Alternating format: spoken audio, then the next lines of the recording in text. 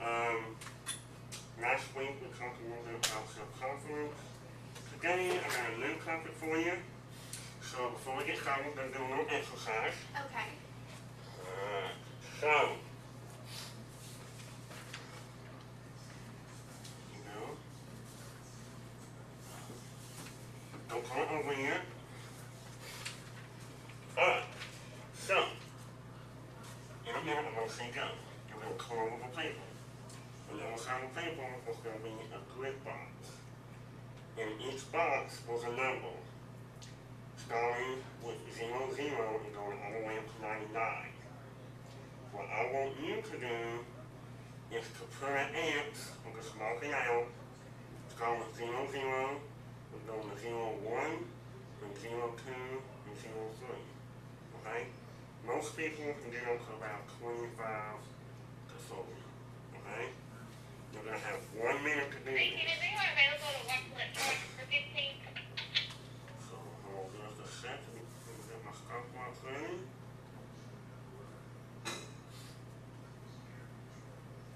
And go.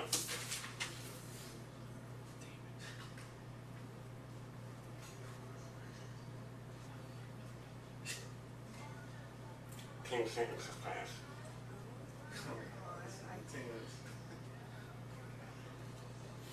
Are you kidding me?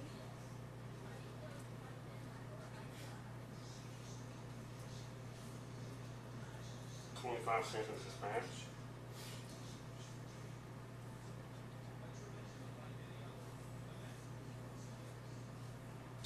$25 seconds left.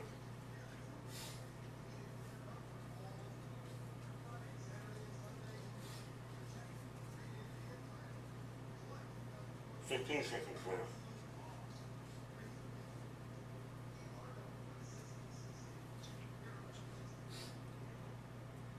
Five, four, three, two, one. Pins down. Alright. So how was that? First of all, Challenging. who got more than 5? Got more than 5, okay. You got more than 10. Alright, you got more than 15. No one got more than 15? You got 13. Okay. Now, that'll be why I won. Alright, so today we're going to talk a little bit about Thank you, I still have recognized Caitlin, who just made the good 5% wage of Caitlin. control, focus. Okay? So, I want you guys to tell me about what was that experience like for you? Well, Stressful. Yeah. Difficult. Stressful? Okay. So we got some stress out here. Difficulty. Okay. Anything else? Were you having any kind of thoughts while you were going through this process? yes, I was thinking of the best strategy Okay. to achieve it, to So- be more excellent. Did you try different things or did Yes, you? at first I was like looking for 1, then 2, then 3, but then I started looking at each row. So instead of going side to side, you went up and down. What about you guys? Well, you got 14, man. I was just eyeballing it, man. I'm gonna be honest. Like I was just going through and I was just locating. And then, like if I saw one that was close to it, I remembered. Like if I was looking for 3, but I saw 4 and 5, I'd keep that in my head, and then just kind of. Kind of just going from there. Yeah. Okay. Not a whole lot of strategy to it. Not a whole lot of strategy. Okay. Alright. So, the first thing we're going to talk about as far as attention goes is attention as awareness. So, when our anxiety begins to go up, which it kind of did right now for you guys, your performance starts to break down a little bit, okay? So the first thing that usually happens, or can happen, is we have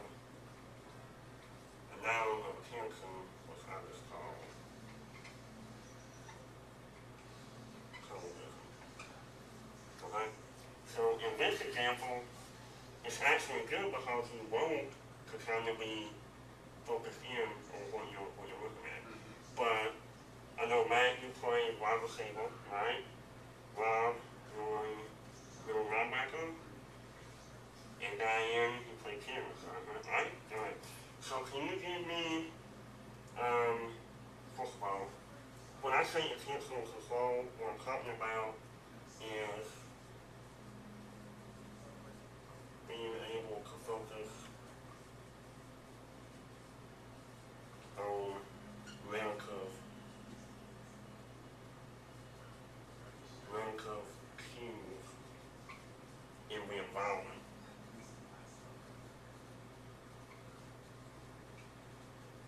While blocking out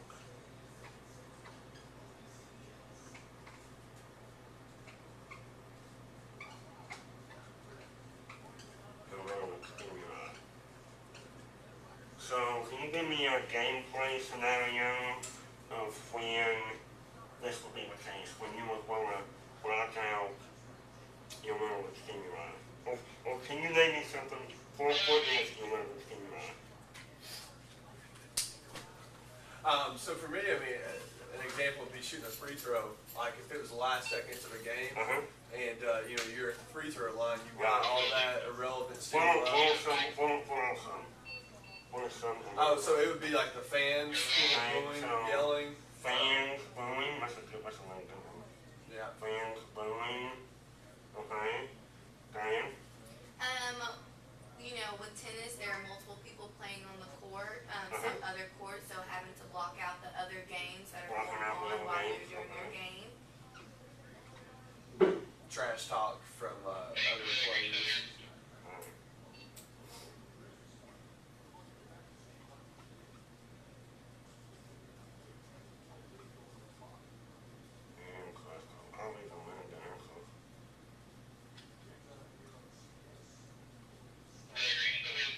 Okay, so as I was saying, when we begin to narrow our alertness, we start to focus on other things instead of the relevant cues, which for relevant cue in a free throw would be the back of the rim. I think we tend to aim for the back of the rim and watch the spin of the ball.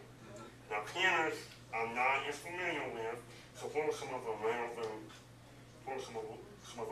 cues in tennis? So the direction that the ball is coming in retrospect to the direction of where your opponent is standing. Okay.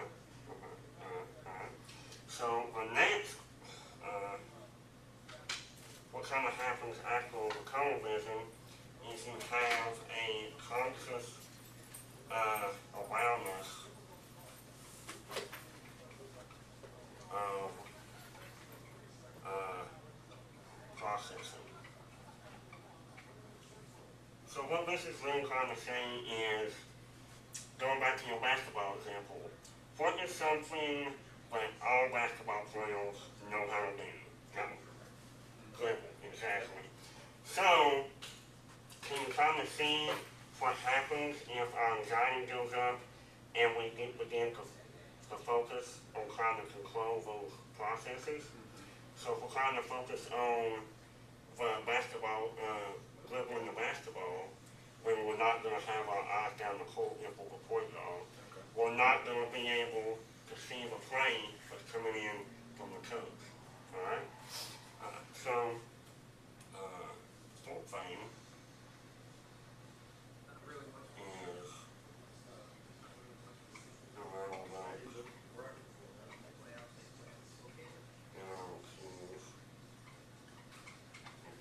and this kind of ties into what you were talking about, Rob, with the class talking.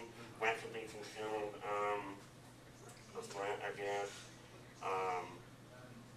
Take for instance, if you were injured in a game, and when you came back and you were playing that same opponent playing following you, where's the mindset going to be at? Is it going to be focusing on each and every play, or is it going to be, are you going to be thinking like, oh man, this is the same exact film that I pulled my ACL last year, okay? So, we can get kind of an idea of what happens when our anxiety goes up. Now we're going to look at ways that we can control that, or the different factors of focusing. There's two factors when it comes to focusing. You have the width,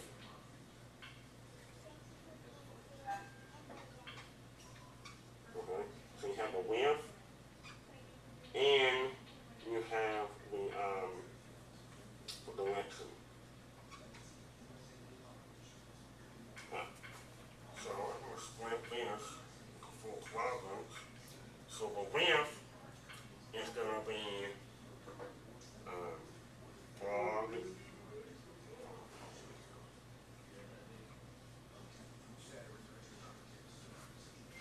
broad, and then internal, internal, external.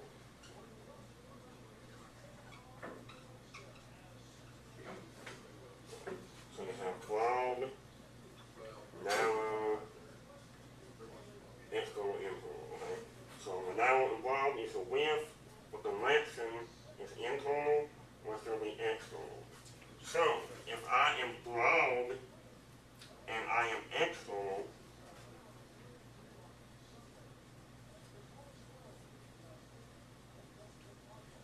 I'm going to be analyzing, okay? If I'm external and I'm narrow, I'm going to be performing. Okay? So, the first two. Can you give me a time when someone would be broad and external?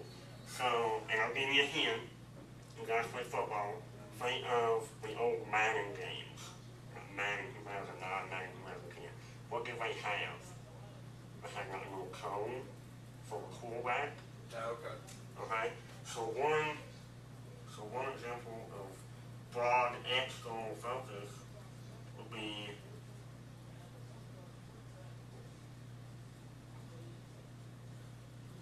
a quarterback, He's reading the right, defense. exactly.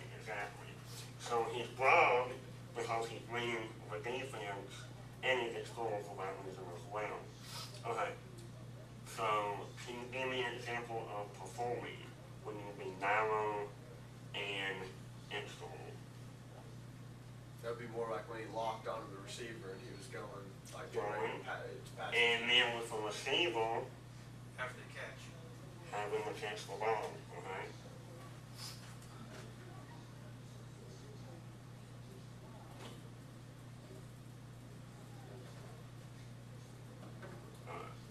So we have those two figured out.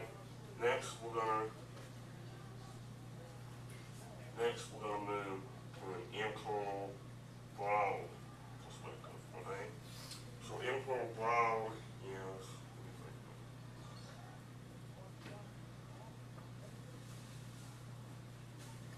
we're going internal now.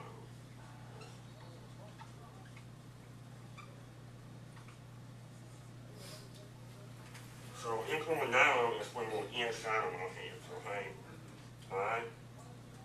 So Diane, can you give me an example of internal now? So would that be memorizing what plays, like if someone calls a play, what that Should play? be a certain play. So with internal now, it's one thing. So it could be remembering a history fact. It could be remembering somebody's phone number. The big thing with internal now is it's one thing. Could it be as far as like from a game perspective, like you knew in this formation from watching film that they typically would run like this type of play, so you were kind of like in your head, you're like, Right, so you're trying to jump. yeah, You're jump trying the to, play. okay, yeah, you're jumping. Okay. I wasn't expecting anything else from you. I was right back in the film. In the Oh, game. I watched a lot of film. In the film room. I was a student of the game, man. Student of the game. Okay, so we'll kind of should kind of where we are. Okay, so we're gonna go ahead and get to something else so fast.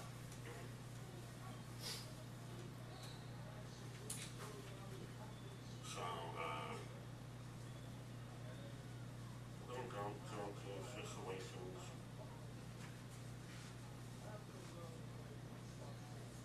situations in choking, okay? So when we look at situations in choking, and the best definition I can give for choking, everyone knows what it's not to choke. Everyone does it. It's not a matter of not doing it, it's a matter of knowing what to do when it does happen. So the best definition of choking that I can give is when an athlete is no longer able to perform at their highest ability, and performance begins to deteriorate, and there's nothing they can do about it without some sort of outside force. So that might be a coach calling to come out and hey, look, get over here. Let's go over some plays. Alright. So situations in choking is going to be a physiological,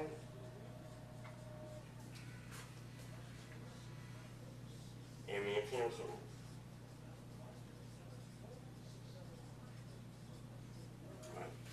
And again, this goes back to what we were talking about earlier. If your anxiety goes up, what's some things that can happen when your anxiety goes up? Physically, what's some things that can happen? Sweat. Okay, you got sweat. Anything else? Shaking, trembling. Shaking. And then another one we can have on there. Nausea. Nausea, yeah, I mean.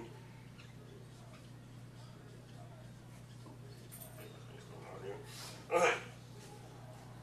So, we have sweat, we have shaking, we have increased heart rate, and nausea. So, let's say for instance we begin to sweat, okay? That can lead to a more narrow attention.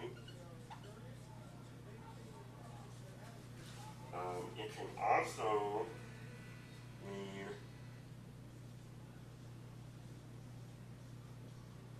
to negative thoughts. So say for example, in your example, your middle linebacker, I know that middle linebackers have gap assignment. If you miss that gap,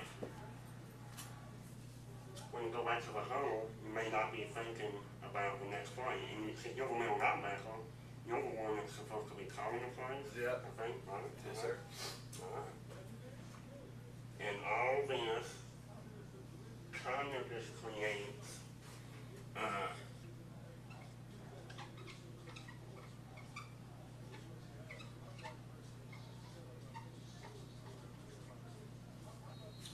you kind of see how all this just kind of creates a vicious cycle.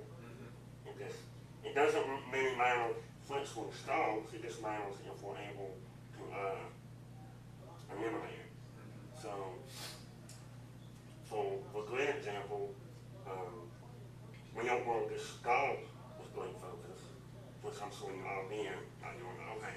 Got this, and then as it went along, focus began to go down. Okay? Alright, so I think that's all the time we have for today. Next week, we're going to talk about some ways that we can interrupt some of this stuff